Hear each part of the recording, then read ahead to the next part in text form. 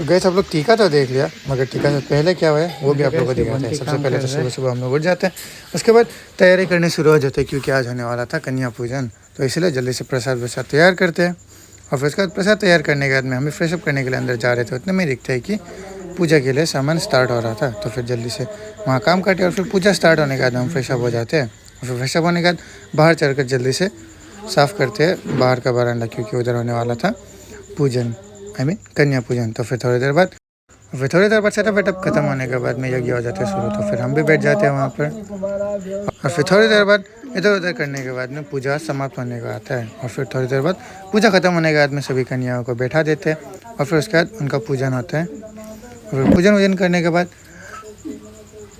उन्हें भोग चढ़ाया जाता है और फिर सभी को बैठा कर उनका आशीर्वाद लिया जाता है।